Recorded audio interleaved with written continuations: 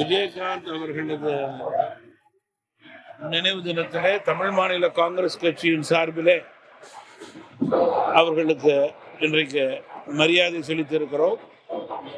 அவர்கள் வெற்றி சென்ற பெரும்பணி, மனிதநேயம், மக்கள் பணி, இயக்கப்பணியை அவர்களது குடும்பத்தாரும் இயக்கத்தினரும் மிக சிறப்பாக செய்து கொண்டிருக்கிறார்கள்.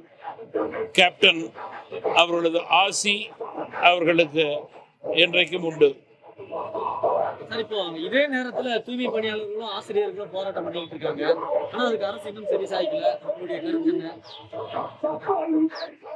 கொடுத்த வாக்குறுதியை அரசு நிறைவேற்றவில்லை என்பது அனைவரும் அறிந்த உண்மையே.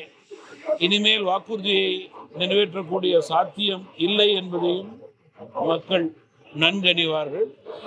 நியாயமாக செவிலியர்கள், தூய்மை பணியாளர்கள், அரசு ஊழியர்கள், ஆசிரியர்களுடைய கோரிக்கைகளை எல்லாம் அரசு கனிவோடு பரிசீலனை செய்ய வேண்டும். அந்த எண்ணமும் மனமும் அரசுக்கு இல்லை என்று எல்லோருக்கும் நன்கு தெரிந்துவிட்டது.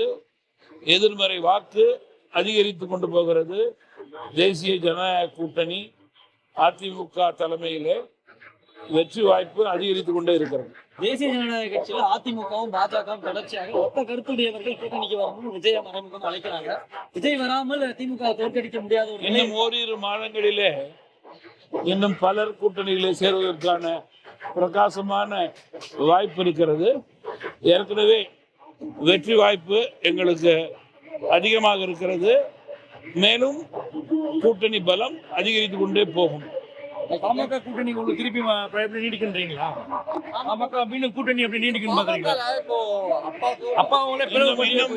இன்னும் பல கூட்டணி கட்சிகள் வருவதற்கான பிரகாசமான வாய்ப்பு இருக்கிறது. பொறுத்திருந்து பார்க்க வேண்டும். இந்த சந்திப்பை அஞ்சலியா மட்டும் பார்க்கலாமா, ஏதோ மெசேஜ் எடுத்துக்கலாமா சார்?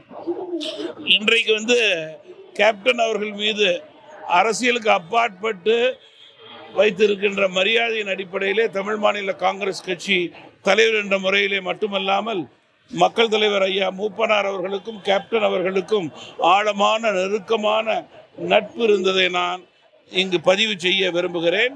இது குடும்ப நட்பு, குடும்ப உறவின் அடிப்படையிலே மரியாதை செலுத்துவதற்காக நான் வந்திருக்கிறேன். மறுபுறம் தமாகவினுடைய தலைவர் என்ற முறையிலே வருகை புரிந்திருக்கிறேன்.